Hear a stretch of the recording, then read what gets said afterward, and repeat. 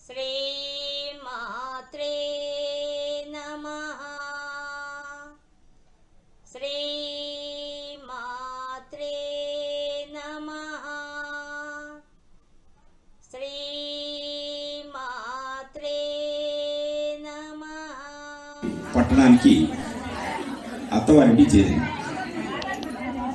వీరి భర్త సత్యనారాయణ గారు కూడా ఇద్దరు అమ్మవారి యొక్క దయతో సౌందర్యలహరి, శివానందలహరి ఈ రెండు పారాయణములు చేస్తూ ఎన్నో పట్టణములలో ఎంతో మంది మహిళామణులకు స్ఫూర్తిదాయకంగా నిలిచారు.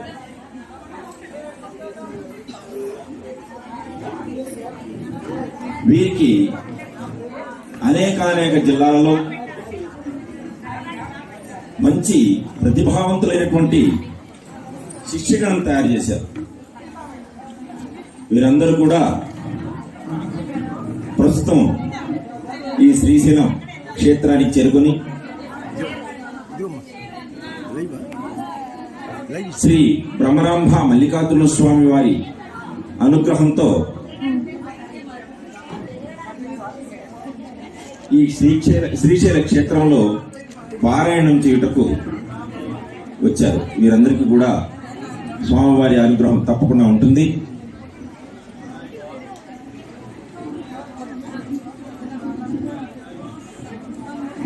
ఈ యొక్క భావనలో శ్రీమతి సురభి మహాలక్ష్మి గారు మరియు ఆవిడ భర్త శ్రీ సత్యనారాయణ గారు దయవంచి స్టేజ్ మీదకి వస్తే బాగుంటుందని కోరుకుంటూ స్టేజ్ మీదకి రావాల్సిందిగా సభాముఖంగా కోరుకుంటున్నాను. సురభి మహాలక్ష్మి గారు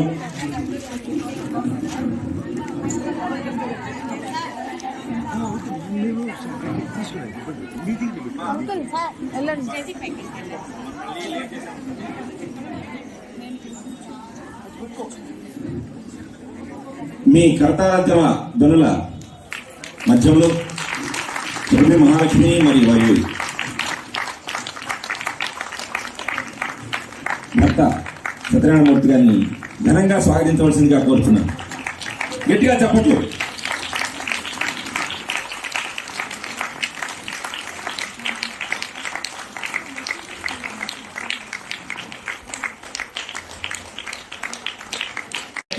ఈ యొక్క దేవస్థానం ప్రాంగణంలో మనందరం ఒక కుటుంబంలాగా వచ్చి ఇక్కడ మనము సౌందర్యలహరి, శివానందలహరి పారాయణం చేసే భాగ్యాన్ని కలిగించిన ఆ శివశక్తులిద్దరికీ కృతజ్ఞత చెప్పుకుంటూ మీరందరూ ఎంత వ్యయ ప్రయాసాలు కోర్చుకొని ఇంత దూరం ప్రయాణం చేసి ఇక్కడ దాకా వచ్చి మనందరం ఆనందంగా ఒక కుటుంబంగా కలిసి ఆ భగవంతుని సేవ కోసంగా ఇంత ఆరాటంతో వచ్చిన దానికి మీ అందరికీ కృతజ్ఞతలు.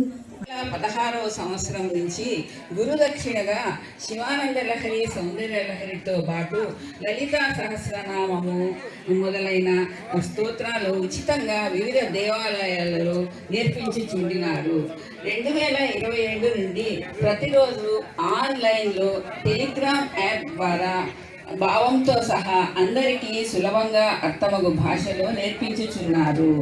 ఈ విధంగా మా గురువుగారైన శ్రీమతి సురభి మహాలక్ష్మి గారి శిష్య బృందమైన మేమంతా శ్రీ బ్రహ్మరాంబ సమేత మల్లికార్జున స్వామి వారి అనుగ్రహంతో మేము శివానందలహరి, సౌందర్యలహరి పారాయణం ప్రారంభించుచున్నాము. అందరూ కూడా నిదానంగా చదువుతాం. మొదట శివానందలహరి చదువుతాము. శివానందలహరి మధ్యలో 51 శ్లోకాలకి నేను భావ వివరణ చేస్తాను. మీరు మాత్రం అక్కడికి రాగానే ముందుకు వెళ్ళిపోవద్దు. అక్కడ ఆగి నేను చెప్పిన తర్వాత మళ్ళీ 52 శ్లోకాల నుంచి ముందుకు పోదాం. ఇప్పుడు మొదట శివానందలహరి మొదలు పెడుతున్నాం. ముందు ప్రార్థనా శ్లోకాలు చదివి ఆమె వెళ్దాం.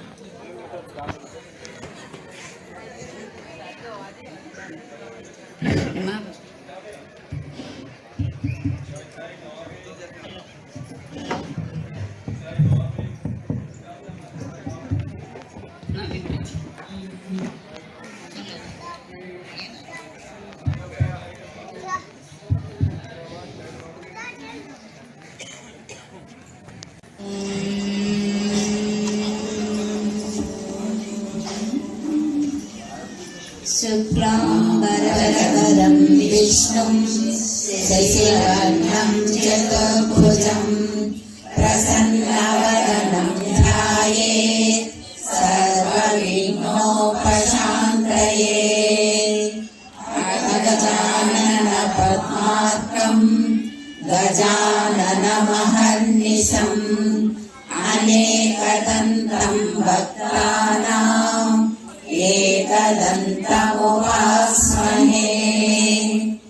गुरुर्ब्रह्मा गुरुर्विष्णुः गुरुर्देवो महेश्वरः गुरुः साक्षात् परब्रह्मा तस्मै श्री गुरवे नमः। गुरवे सर्वलोकानां विषजे भवरोगिणां निधये सर्वविद्यानां दक्षिणामूर्तये नमः। सदाशिवसमारम्भां शङ्कराचार्यमध्यमाम् अस्मदाचार्यपर्यन्तां वन्दे गुरुपरम्पराम्। श्रुतिस्मृतिपुराणानाम् आलयं करुणालयं नमामि भगवत्पादं शङ्करं लोकशङ्करम्। मातृदेवो भव पितृदेवो भव आचार्यदेवो भव अतिथिदेवो भव। శివానంద నగర్లో మొదటి నుంచి శ్లోకాలు పారాయణ చేస్తున్నాం. ప్రతి 25 శ్లోకాలకి ఆపాలి. తర్వాత 50-51 శ్లోకాల దగ్గర కూడా మీరు ఆపాలి, ముందుకు వెళ్ళిపోకూడదు. చూడాలంకృత శశికళాభ్యాం నిజతపః ఫలాభ్యాం భక్తేషు प्रकटितफलाभ्यां भवतु मे शिवाभ्याम् स्तोत्र त्रिभुवनशिवाभ्यां हृदि पुनः भवाभ्याम् आनन्द स्फुरदनुभवाभ्यां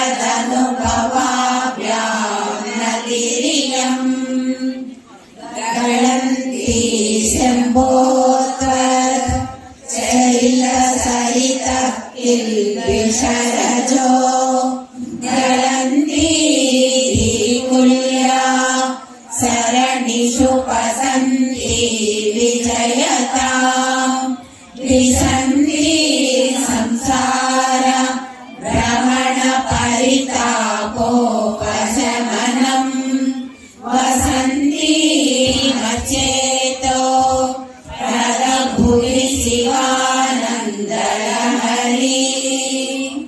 त्रयीवेद्यं हृद्यं त्रिपुरहरमाद्यं त्रिनयनं जटाभारोदारं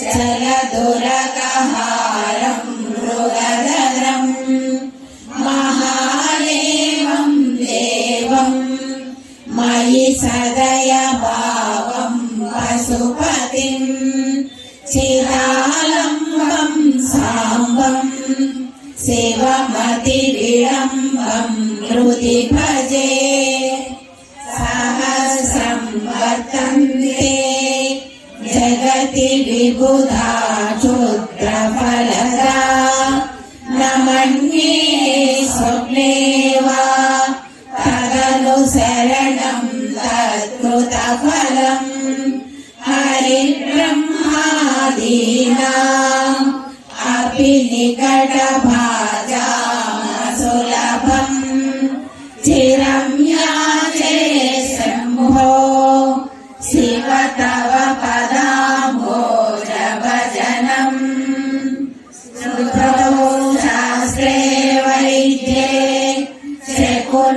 कविता गानपणितौ पुराणे मन्त्रे वा स्तुतिनटनः शेषचतुरः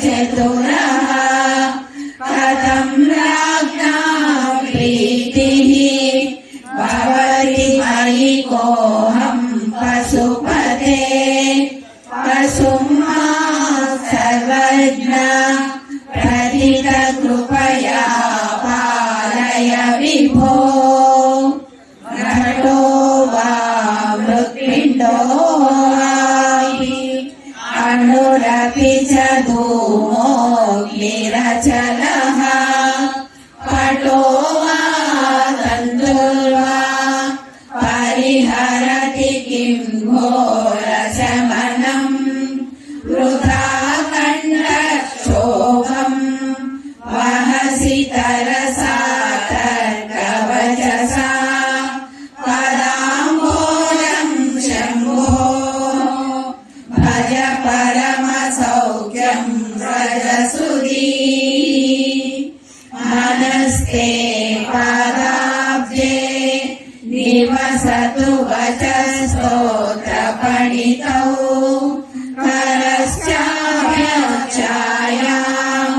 श्रुतिरपि कथा कर्णनविधौ तव ज्ञाने बुद्धिः नयनेव बहिरपि वनेवा दृशिकरे जयेन भजामि वचसा त्वामेव याचे विभो वीक्षामे निशचाक्षुषीं सकरुणां दिव्यैश्चिरं प्रार्थितां शम्भो लोकगुरो मदीयमनसौ सौख्योपदेशं कुरु वस्त्रोद्धूतविधौ सहस्रकरता पुष्पा కూర్చో ఉంది ఆ యొక్క గర్భగుడిలో. కాబట్టి ఇద్దరు శివశక్తులు కలిసే ఉన్నారు మనకు మల్లికార్జునుడి దగ్గర. అమ్మవారు విడిగా మనకు శక్తిపీఠంగా కనిపిస్తోంది ఇక్కడ, కానీ శివలింగంలోనే అమ్మవారు కూర్చో ఉన్నారు. శివలింగితం, ఆ శివుడితో కలిసి ఉన్నారు అమ్మవారు. కాబట్టి అటువంటి ఈ ఇద్దరిని కూడా వరవరాంబా సమేత మల్లికార్జున ఇద్దరిని కూడా నేను సేవించుకుంటున్నానని చెప్పి ఆదిశంకరాచార్యుడు చెప్తున్నారు. కానీ ఇక్కడ ఎవరు చెప్తున్నారు? మన అందరం చెప్తున్నట్టుగా రచించాడు. అది ఆయన గొప్పతనం. ఏం గొప్పతనం? ఆయన రచిస్తాడు, మనం చదివితే మనమే భావించి మనమే రచించినట్టుగా అందించారు ఈ యొక్క కావ్యాన్ని. అంత గొప్పగా, అందుకే జగద్గురువు అయ్యారు ఆదిశంకరాచార్యులు. అటువంటి ఆయన గురించి ఆయన రచించిన దీన్ని ఇక్కడ మనం పారాయణ చేయడం మన భాగ్యంగా భావిస్తున్నాం. ఇక 51వ శ్లోకం. నాగయుతో ఓంకార స్వరూపుడైన వాడు ఆ శివుడు. మహాసితవపు, తెల్లని శరీరం కలవాడు. అందుకనే మల్లికార్జునుడు అని పేరు పెట్టారు. ఎందుకు? మల్లె పువ్వులాగా మధ్య చెట్టులాగా మల్లె పువ్వులాగా తెల్లగా ఉన్నాడు కాబట్టి ఆయన మల్లికార్జునుడు అన్నారు. తెల్లటి శరీరం కలవాడు కాబట్టి. పంచేషుణాచాధృత, పంచబాణాలు కలవాడు మన్మధుడు. ఆ మన్మధుడే ఆయనకు లొంగిపోయాడు. మన్మధుడినే జయించిన వాడు ఆ యొక్క మల్లికార్జునుడు. సత్పక్ష, మంచివారి తట్టు పక్షం వహిస్తాడు ఆ మల్లికార్జునుడు. సుమనోవనేషు, సుమనసులంటే దేవతలు, దేవతంత్రుల చేత ఆరాధించబడేవాడు ఆ మల్లికార్జునుడు.